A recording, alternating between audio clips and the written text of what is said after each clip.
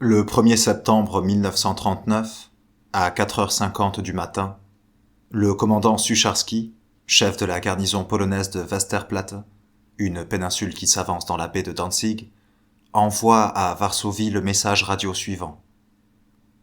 À 4h55, le bâtiment de ligne allemand Schleswig-Holstein a ouvert le feu sur nos positions. Le bombardement continue. C'est par ces deux phrases que le monde apprend le début du cataclysme. À la même minute, la Wehrmacht, concentrée dans ses positions de départ le long de la frontière, est passée à l'attaque du territoire polonais. À 10h du matin, Hitler prononce au Reichstag un discours qui donnera froid dans le dos à plus d'un Allemand. Certaines de ces phrases réveilleront encore un sinistre écho dans la salle d'audience de Nuremberg. Cette nuit, la Pologne, pour la première fois, a fait pénétrer des soldats de son armée régulière sur notre territoire. Ces hommes ont fait usage de leurs armes. Mais depuis ce matin, ici, emporté par son élan et en pleine extase, il se trompe d'une heure. Depuis 5h45, nous ripostons, balle pour balle et bombe pour bombe. Comment s'est-elle déroulée cette violation de la frontière allemande ? À Nuremberg, l'ex-général Lausen est appelé à la barre des témoins. L'interrogatoire est conduit par l'accusateur américain John H. Amen. Lausen est autrichien. Affecté au 2e bureau de Vienne, il fut après l'Anschluss muté dans le service correspondant de la Wehrmacht, la tristement célèbre Abwehr, dont le chef était alors le mystérieux Canary. Très vite, Lausen devient l'un de ses collaborateurs les plus intimes. Amen. L'amiral tenait-il un journal ? Lausen. Oui, et même bien avant le début de la guerre. Pour ma part, j'ai contribué à la rédaction de nombreux textes, documents, précisions de toutes sortes. Amen. Pour quelle raison Canary tenait-il un journal aussi complet ? Lausen. Je vous répondrai en citant ses propres paroles, afin de pouvoir établir un jour, devant le monde entier, et particulièrement le peuple allemand, les agissements et la mentalité de ceux qui dirigèrent le destin de ce peuple. J'ai d'ailleurs conservé, avec l'accord de Canary, les copies des textes auxquels j'ai contribué. Amen. Parlez-nous, je vous prie, du déclenchement de la campagne de Pologne. Avait-on sollicité le concours de Laboueur ? Lausen. Oui. Il s'agit d'une affaire camouflée sous le nom de code Opération Himmler. Le choix de cette désignation était symbolique. Vers la mi-août, nous fûmes chargés de nous procurer un certain nombre d'uniformes, d'armes, de livrets militaires polonais. On ne nous donna aucune indication quant à l'emploi de ce matériel. Toutefois, il nous paraissait évident qu'on allait en faire un usage inavouable. Dès que ces objets furent réunis, un SS vint en prendre livraison. Amen. Par la suite, Canary vous a-t-il expliqué à quoi ces objets ont servi ? Lausen. Oui. En lisant le premier communiqué de la Wehrmacht, celui qui accusait l'armée polonaise d'avoir violé le territoire allemand, nous fûmes tous édifiés. À présent, nous connaissions l'usage qu'on avait fait de ces uniformes et armes polonais. 1 ou 2 jours plus tard, Canary nous donna des détails. On avait mis ces uniformes à des détenus d'un camp de concentration, qui devaient ensuite simuler une attaque contre Radio Gleiwitz. Amen. Savez-vous quel fut le sort des hommes qui participèrent à cette opération, notamment des détenus ? Lausen. Après la débâcle, j'ai pu m'entretenir, à l'hôpital militaire où j'étais en traitement, avec un commandant SS qui possédait quelques renseignements sur les dessous de l'affaire. À sa connaissance, tous les participants, concentrationnaires comme membres des services spéciaux, furent liquidés. Je n'en sais pas davantage. Cependant, la Cour est en possession d'un document beaucoup plus explicite. La déclaration, faite sous serment, d'un certain Nojox, membre de première heure des SS, détaché jusqu'en 1941 au SD, puis officier des Waffen, est accablante. Nojox. Vers le 10 août, Heydrich, chef du SD, me donna l'ordre de préparer une attaque simulée contre Radio Gleiwitz, à quelques kilomètres de la frontière polonaise. Il nous fallait, m'expliqua-t-il, une preuve tangible des provocations de Varsovie, pour la presse étrangère comme pour notre propagande. Accompagné de 5 ou 6 collègues du SD, je me rendis à Gleiwitz, où je devais attendre l'ordre de passer à l'exécution. Mes instructions étaient très claires. Occuper le poste émetteur et m'y maintenir le temps qu'il faudrait pour permettre à un Allemand parlant polonais de faire au micro un discours sanguinaire à souhait. Ces faux Polonais déclareraient que le temps du grand règlement de compte était venu, que les Polonais devaient se grouper et assommer tout Allemand qui essaierait de résister. Heydrich ajouta que Hitler avait décidé d'attaquer la Pologne et qu'il fallait s'attendre à ce que la guerre éclatât dans quelques jours. Vers le 25 août, je me rendis à Oppeln, également en Haute-Silésie, pour y rencontrer Heinrich Müller, alors chef de la Gestapo. En ma présence, Müller examina avec un collaborateur la possibilité de provoquer un incident de frontière. Incident simulé, bien entendu, au cours duquel de faux soldats polonais allaient attaquer des troupes allemandes. Si mes souvenirs sont exacts, l'endroit choisi était un village du nom de Hohenlinden. Müller prévoyait des effectifs de l'ordre d'une compagnie. Il disposait également d'une douzaine de criminels condamnés à mort. Revêtus d'uniformes polonais, ces hommes recevaient par les soins d'un médecin au service de Heydrich une piqûre mortelle. Lorsque le poison aurait fait son œuvre, on leur infligerait des blessures par balle, puis on abandonnerait les cadavres aux abords du village comme s'ils avaient été tués au cours des combats.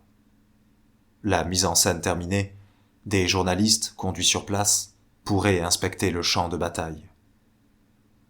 Müller, averti de mon projet, concernant Radio Gleiwitz, promit de me faire cadeau d'un de ces criminels. Pour des raisons de sécurité, il appelait ces malheureux des conserves. Dans la journée du 31 août, donc la veille de l'attaque allemande contre la Pologne, Heydrich me téléphona et, dans le langage codé dont nous étions convenus, m'ordonna d'exécuter mon coup à 8 heures du soir. Il ajouta « Vous demanderez à Müller qu'il vous livre la conserve. » J'appelai donc Müller qui promit de fournir l'homme vers la fin de l'après-midi, à proximité des bâtiments de Radio Gleiwitz. Il tint parole.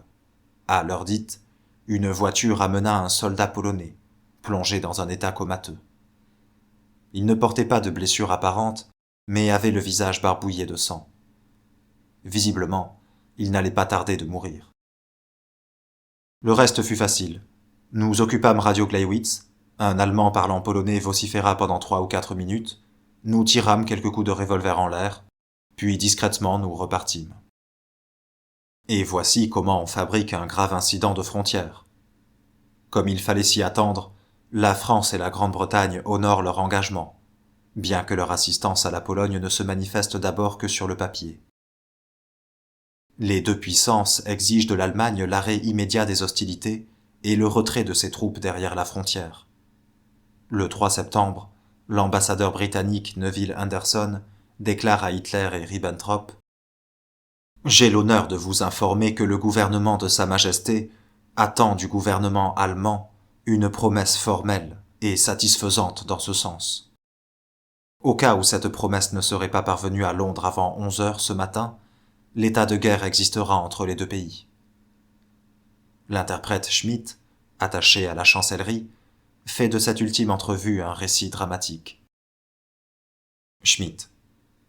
Hitler était assis à sa table de travail, tandis que Ribbentrop se tenait vers la droite, devant la fenêtre.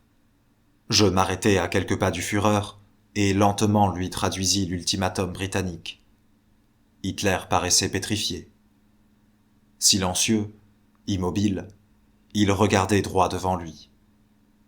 Après plusieurs minutes qui me semblèrent une éternité, il se tourna vers Ribbentrop, qui, lui aussi, était comme figé.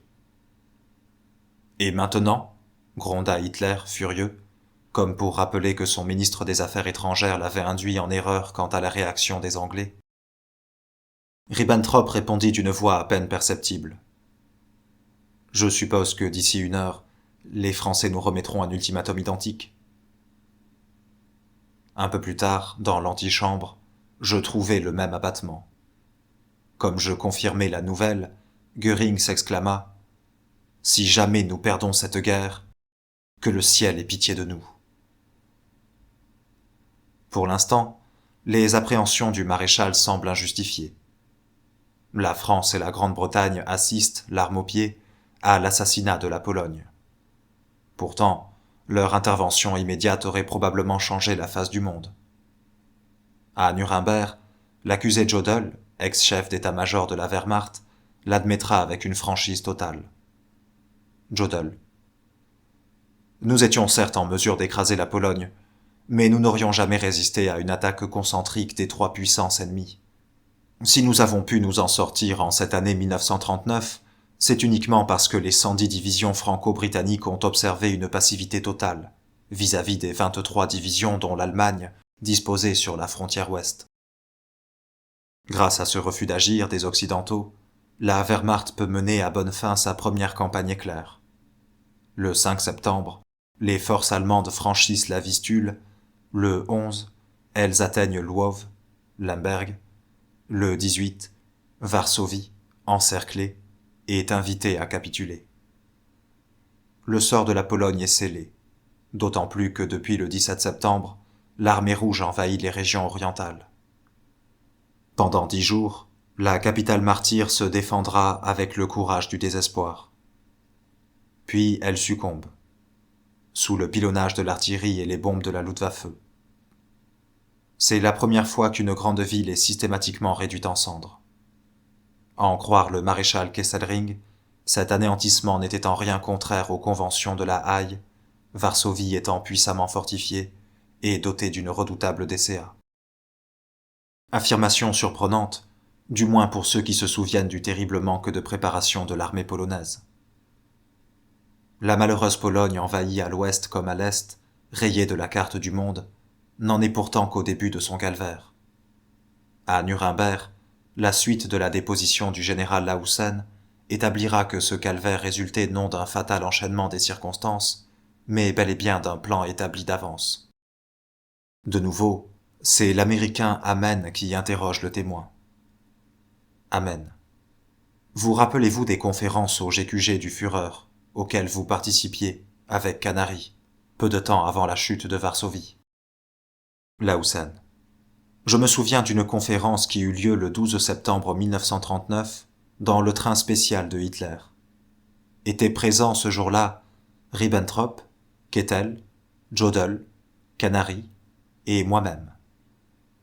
Canary, qui venait d'avoir un long entretien avec Ribbentrop, protesta contre le bombardement déjà envisagé de Varsovie, et faisant savoir les réactions désastreuses qui se produiraient dans l'opinion mondiale. Kettel répondit que le bombardement systématique de la capitale polonaise faisait partie d'une série de mesures décidées directement par Hitler et Göring, sans que l'armée eût été consultée. Ensuite, Canary s'éleva vigoureusement contre d'autres projets dont il avait eu connaissance. Les exécutions massives et mesures d'extermination à l'encontre des intellectuels polonais, de la noblesse, du clergé, bref, de tous les éléments qui auraient pu former un mouvement de résistance nationale. Il déclara en substance qu'un jour viendrait où le monde demanderait des comptes à l'administration allemande, et même à la Wehrmacht, qui aurait permis l'application de telles méthodes. Là encore, Kettel s'abrita derrière les ordres personnels de Hitler. Ordre édifiant. Si la Wehrmacht répugnait à faire la sale besogne, elle devrait accepter, bon gré mal gré, que des organisations de police l'accomplissent à sa place.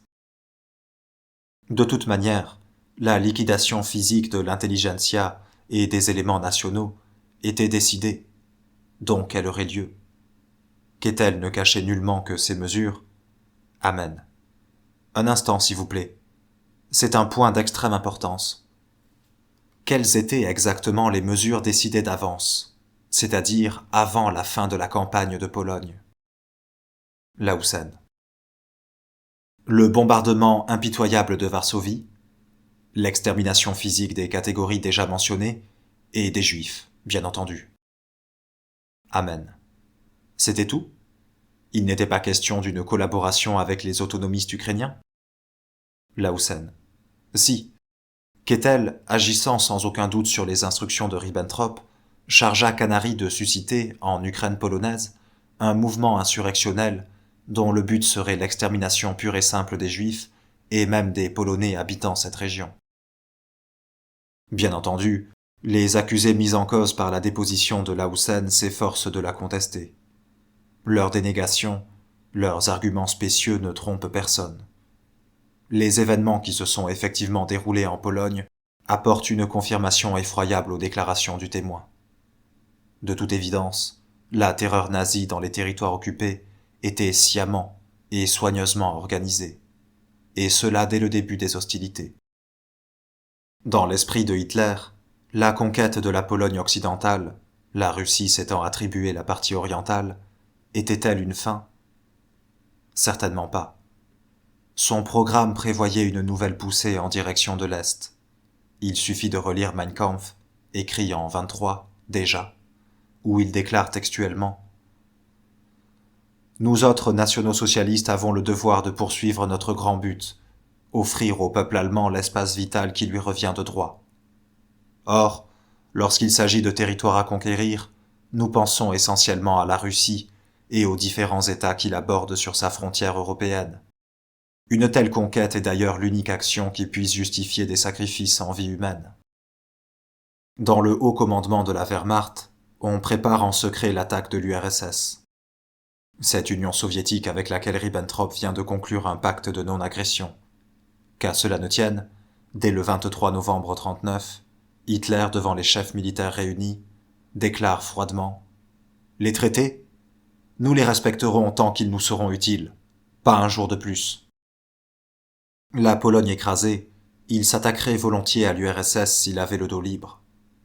En somme, pour lui, la France et la Grande-Bretagne sont des empêcheurs de danser en rond.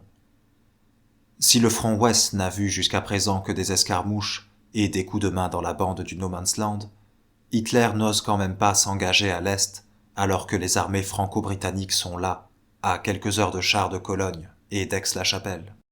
« J'ai longuement hésité, dit-il à ses généraux. Attaquer à l'est d'abord, à l'ouest ensuite, ou faire l'inverse. Remarquez que je n'ai pas créé la Wehrmacht pour la laisser moisir. J'ai toujours été résolu à passer à l'attaque, le moment venu. Aujourd'hui, ma décision est prise. Je liquiderai d'abord les Franco-Britanniques. Bien entendu, nous choisirons l'instant le plus favorable. La violation de la neutralité belge et néerlandaise, on s'en moque. Personne ne nous la reprochera une fois que nous aurons remporté la victoire. Nous ne nous donnerons pas le mal d'inventer une excuse comme en 1914. En réalité, Hitler n'est pas aussi résolu qu'il le dit. À Nuremberg, on dévoilera un épisode significatif. Peu de temps après l'écrasement de la Pologne, on voit apparaître à Berlin un certain Knut Bond, encore un Suédois, qui croit pouvoir ramener la paix par des négociations ultra-secrètes. Encouragé par Göring, il se rend à Londres et réussit à obtenir une audience de Lord Halifax, chef du Foreign Office. Le Suédois lui propose, de sa propre initiative, d'entamer des pourparlers de paix sur la base du rétablissement de l'État polonais et d'un régime d'autonomie pour les Tchèques. Halifax ne dit pas non. Si Hitler accepte de reconnaître une espèce d'État polonais, d'accorder aux Tchèques une certaine liberté, tout devient possible. Et il ajoute, s'il existe en Allemagne un homme capable de restaurer la paix, c'est Göring. Le conseil n'est pas tombé dans l'oreille d'un sourd. Bond rentre à Stockholm et, par un intermédiaire de confiance, informe Göring.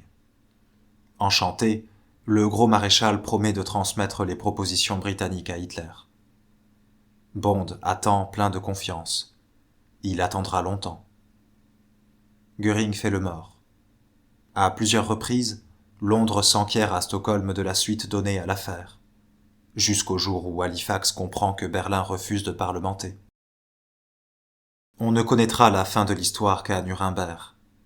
L'un des défenseurs a déniché un compte-rendu rédigé par le baron suédois, et il s'empresse d'en parler à Göring. Celui-ci a un sourire désabusé. Göring. Ah oui, je me souviens. Encore une occasion manquée.